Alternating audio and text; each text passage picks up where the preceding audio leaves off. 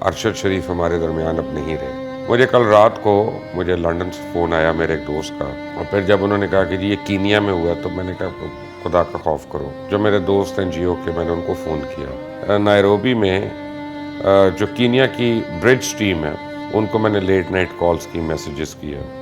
तो सुबह तकरीबन कोई 7 बजे के करीब पहला जवाब आना शुरू। वो गाड़ी एक चला रहे थे, अरशद साथ बैठे हुए थे, और लगता यह था कि ये जिस गाड़ी में थे कि वो शायद वो अबडक्टेड गाड़ी है। ये ऐसा मर्डर नहीं है कि ये बिल्कुल छुप जाएगा। फिर हमारा ज़्यादा वक्त गुजरा एयरवाई के ऊपर कि अरशद वक्त करने क्या गए थे। स्टोरी का तो मुझे डाउट है, वजह तो खुरम साहब ही बता सकते हैं। एक ही वक्त में एक घर से 2 जनाजे एक साथ निकले। अस्सलाम वालेकुम, आप देख रहे हैं मुबश्शिर लुकमान यूट्यूब चैनल। मेरा नाम मुबश्शिर लुकमान है। अरशद शरीफ हमारे दरमियान अब नहीं रहे। इन्ना लिल्लाहि व इन्ना इलैहि राजिऊन।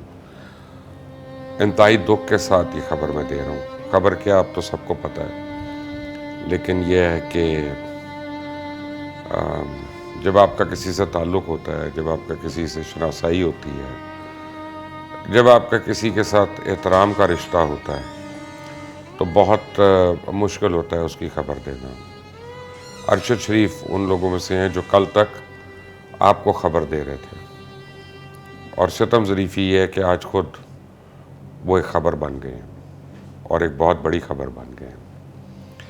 मुझे कल रात को काफ़ी लेट नाइट को लंदन से फ़ोन आया मेरे एक दोस्त का। उन्होंने मुझे बताया ऐसा हो गया, तो मुझे यकीन ही नहीं आया।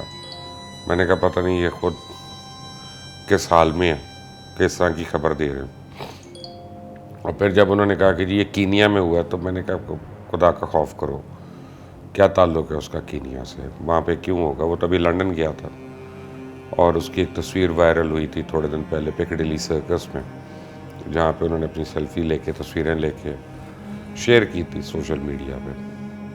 उनका नहीं बॉस, मैं आपको सही बता रहा हूँ, और जियो ने यह खबर दे दी है। तो फिर मैंने, जो मेरे दोस्त हैं जियो के, मैंने उनको फ़ोन किया। वो ख़ुद बड़े शॉक में थे, उनको समझ ही नहीं आ रही थी। उनका मुबश्शिर भाई ये हो गया है, पता नहीं क्या हुआ है, कैसे हुआ है, ये कोई तफसील नहीं है। फिर थोड़ी देर के बाद ARY ने खबर दी कि एक ट्रैफिक हादसा हो गया, और उसमें अरशद शरीफ जाँ बहक हो गए। तो मैंने फिर आधी रात को उस वक्त ARY में अपने कुछ दोस्तों को फ़ोन किया कि मैं तफसील लूँ। मुझे यकीन नहीं आ रहा था, हौसला नहीं हुआ मेरा कि अरशद शरीफ की मैं वाइफ को फ़ोन करूँ। उस टाइम पे बड़ा हौसला चाहिए, नहीं था। बहरहाल ARY से मुझे पता चला कि ये तफसील जो है, या इनिशियल रिपोर्ट जो है, उसकी फैमिली ने कंफर्म की है, तो अरशद साहब की। खैर, रात को अब मैं देख रहा था, और ट्विटर पे मैं देख रहा था, और सोशल मीडिया को मैं देख रहा था कि मज़ीद को खबरें आईं। तो एक अजीब तूफ़ान बदतमीज़ी, जो एक आदत है हमारी कुछ लोगों की, कि उन्होंने कॉन्स्पिरेसी थ्योरीज़ जो हैं उनको शेयर करना शुरू कर दिया। एक इंसान तकलीफ़ में, मलाल में, ऊपर से इस तरह की पोस्ट देख के इंसान को जो कोफ्त का आलम होता है, वो आप सोच सकते हैं। देखें, आप लोग या बहुत से लोग आप में से जो हैं, उनकी अपनी राय हो सकती है, लेकिन हम लोग जो इन्वेस्टिगेटिव जर्नलिस्ट होते हैं, हम ये ज़िंदगी जी रहे हैं, हमें पता है इसमें क्या मुश्किलात हैं, कितनी मुश्किलात हैं, और कदम कदम पे कैसा है। लोग अक्सर हमें ताना देते हैं कि आप फैक्चुअल रिपोर्टिंग करें, जी फैक्चुअल रिपोर्टिंग करें। तो मैं उनको बताता हूँ कि बहुत दफ़ा हम फैक्चुअल रिपोर्टिंग नहीं कर सकते, और ये आपकी गलत फहमी है कि हम कर सकते हैं। आपको एक एग्ज़ाम्पल मैं देता हूँ कि मुहर्रम आए और शिया सुन्नी फसाद हो जाए इस मुल्क में, कौन भाई का लाल उसके ऊपर फैक्चुअल रिपोर्टिंग कर सकता है कि किसने मारा, या किसने ये किया, या किसने धमाका किया, नाम लेके ये कहना, ये बातें बड़ी आसान होती हैं जब आपका चेहरा ना किसी को पता हो, आपके बच्चों का ना किसी को पता हो, और फिर आप अपना जो है वो किसी अननोन ट्विटर हैंडल से आप ट्वीट कर दें, और मास्क पहन के, वो एक डिफरेंट बात है। फिर आपके साथ जिम्मेदारी बड़ी होती है कि आप जब रिपोर्ट कर रहे होते हैं, तो आप उसको किस तरह से करते हैं। बहरहाल रात गए तक ये बात क्लियर नहीं हो रही थी। सुबह को आज फिर मैंने रात को क्या किया कि नायरोबी में जो कीनिया की ब्रिज टीम है, ये कार्ड्स प्लेइंग की जो टीम है, उनमें से कुछ लोग मेरे दोस्त हैं, उनको मैंने लेट नाइट कॉल्स की, मैसेजेस किए, और मैंने कहा मैं उनसे पूछूं कि जो लोकल प्रेस है या लोकल मीडिया या लोकल कीनिया की अथॉरिटीज़ हैं वो क्या कह रही हैं। तो सुबह तकरीबन कोई 7 बजे के करीब पहला जवाब आना शुरू हुआ, और एक अजीब मुखमसे में मैं पड़ गया, क्योंकि जब रिपोर्ट आई कि जी कीनिया की पुलिस ने शूट किया, तो कीनिया की पुलिस क्यों करेगी। फिर पता चला कि उनके साथ एक जो खुरम साहब थे, वो गाड़ी एक चला रहे थे, अरशद साथ बैठे हुए थे, और गालिबन एक रोड ब्लॉक था, रोड ब्लॉक के ऊपर उन्होंने गाड़ी को रोका नहीं, जो पुलिस ने लगाया हुआ था नाका, और उससे गाड़ी उन्होंने निकाली, तो एरियल शॉट्स फायर हुए, तो बजाय गाड़ी रोकने के उन्होंने उसको तेज कर दिया वहाँ पे, तो उसमें दोनों अतराफ से फायर आई, और एक कुछ गोलियां जो हैं वो गाड़ी को भी लगी, और गाड़ी के अंदर सुराख करती हुई वो आके अरशद को लग गई, और वो बेचारा चला गया उसी वक्त। पता नहीं उसको पता भी चला कि क्या हुआ कि नहीं, लेकिन वो चला गया। अब ये हुआ कि कीनिया की पुलिस का ये कहना है कि जी कोई व्हीकल जो थी वो छीनी गई थी या चोरी हुई थी मार्केट से, उसके लिए नाके लगाए हुए थे, 2 घंटे पहले कुछ हुए थे व्हीकल को, और लगता यह था कि ये जिस गाड़ी में थे कि वो शायद वो एब्डक्टेड गाड़ी है। उसका नंबर वगैरह आ गया सारा, और जो गाड़ी चोरी हुई उसका भी नंबर वगैरह आ गया, लेकिन मुझे नहीं पता कि वो खुरम साहब जो हैं उन्होंने गाड़ी क्यों नाके के ऊपर दौड़ाई, उन्होंने क्यों नहीं रोकी, ये क्या उनको एहसास था या कोई और वजह थी। कई सवालात हैं जिनका जवाब तो अभी नहीं मिल सकते, मिलेंगे।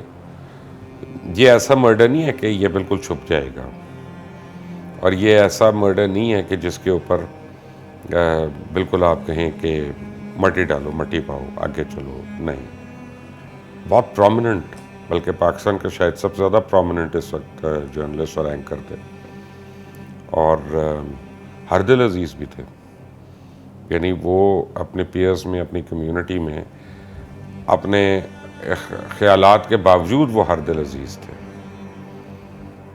और ख्यालात में इसलिए कह रहा हूँ कि हम सारे एक दूसरे से इख्तलाफ भी करते हैं। मैं कई जर्नलिस्टों का नाम ले सकता हूँ कि वो मेरी जर्नलिज्म को पसंद नहीं करते या मैं उनको अप्रूव नहीं करता, लेकिन हम जब मिलते हैं तो हम बड़ी अच्छी तरह मिलते हैं, एक ये सोचते हुए कि मेरे इससे इख्तलाफ है, हम उस तरह से मिलते हैं, मेल मुलाकात करते हैं। सबसे पहले जब मेरी अरशद से मुलाकात हुई थी तो वो दुनिया टेलीविज़न के ब्यूरो चीफ थे, और मैं दुनिया में गया था, और इस्लामाबाद बहुत ही कम को, अरशद ज़्यादा बातें नहीं करते थे। आपको जितना वो टेलीविज़न के ऊपर बोलता नज़र आता था, प्राइवेट लाइफ में वो इतनी बात नहीं करता था, पर उसकी आदत थी कि वो लोगों से इंफॉर्मेशन लेने की कोशिश करते थे चुप रहकर। स्माइल, उसकी एक मखसूस स्माइल थी, और आंखों में चमक आती थी जब वो एक उनको पॉइंट को लगता था, स्टोरी वाला पॉइंट, और मज़ीद उस पर वो आपसे इंफॉर्मेशन ले रहे होते थे। कम गो थे, हेल्पफुल थे, अपनी कम्युनिटी के लिए, अपने लोगों के लिए, अपने दोस्तों के लिए बहुत ज़्यादा वो दड़ेबाज आदमी थे। फिर हमारा ज़्यादा वक्त गुजरा ARY के ऊपर, और ARY के ऊपर हमने बहुत टाइम गुजारा। फिर जब मैंने ARY को छोड़ा तो मेरा जो 10 बजे का स्लॉट था वो अरशद ने उसी के ऊपर काम शुरू किया, और पाकिस्तान का सबसे मकबूल प्रोग्राम उसको बना दिया। मैं अब क्या कह सकता हूँ सिवाय इसके कि जो आया उसने जाना है, इन्ना लिल्लाहि व इन्ना इलैहि राजिऊन। लेकिन ये बहुत ही नागहानी मौत है, और बहुत ही तकलीफ़ दह चीज़ है, और ज़्यादा तकलीफ़ मुझे लोगों का वो जो सोशल मीडिया पे शुरू हो गया वो देखकर हो रहा है। खुद इमरान खान की एक ट्वीट मैंने देखी अभी, मुझे इतनी पचगाना ट्वीट की उनसे उम्मीद नहीं थी। आप ये इम्प्रेशंस दें कि यार पता नहीं कौन इसके पीछे मुलव्वस है, क्या है, वो है, बगैर किसी वजह के, वो इंतहाई सतही किस्म की गुफ्तगू है, सतही किस्म की बात है, सिर्फ पॉपुलर सेंटिमेंट को इनकैश करने के लिए। गवर्नमेंट ने भी कोई अकल का मुजाहरा नहीं किया सुबह से अभी तक तो प्राइम मिनिस्टर शहबाज शरीफ को अल सुबह कीनिया में जो पाकिस्तान की एम्बेसी है, हाई कमीशन है, उसको एक्टिवेट कर देना चाहिए था कि वो इसको प्रोब करे, और पुलिस जो मज़ीद उसकी तहकीकात कर रही है उस तहकीकात में वो शामिल हों, ताकि हमें सही पता चले, इन्फॉर्मेशन पता चले। पहले तो यही नहीं पता कि अरशद वाह करने क्या गए थे। कुछ ज़ाती तौर पे टूरिज़म के पर्पस के लिए गए थे, कुछ स्टोरी ढूंढ रहे थे, किसी से मेल मुलाकात कर रहे थे। स्टोरी का तो मुझे डाउट है। कीनिया में मेरा नहीं ख्याल कि ऐसी कोई स्टोरी है जो किसी पाकिस्तानी जर्नलिस्ट के इंटरेस्ट की होगी, अनलेस एंड अनटिल वो कोई अफ्रीका में जो MQM के कंटिजेंट्स हैं उनके ऊपर कर रहा हो जाके।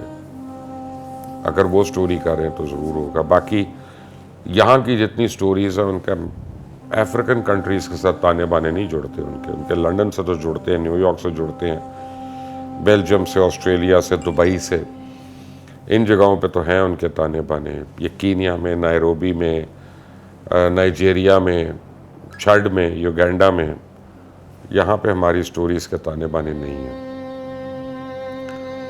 तो अभी तक उस वजह का नहीं पता, और वो वजह तो खुरम साहब ही बता सकते हैं। लेकिन एक बड़ी ट्रेजेडी जो है कि अरशद के वाले जो थे वो नेवी में थे, सिग्नल्स में। जब उनकी डेथ हुई तो उनके जनाजे पे शिरकत के लिए अरशद के बड़े भाई जो मेजर थे आर्मी में, वो जब जा रहे थे तो TTP ने हमला करके उनको शहीद कर दिया। तो एक ही वक्त में एक घर से 2 जनाजे एक साथ निकले। आज ये तीसरा हो गया। हम इसका जिक्र तो कर सकते हैं, लेकिन उस दुख को हम फील नहीं कर सकते जो एक माँ का होगा, जो बेवा का होगा, जो उन 5-6 बच्चों का है। क्योंकि बाप ना हो तो बच्चे जो है ना वो बिल्कुल रह जाते हैं। ये कहने की बातें हैं।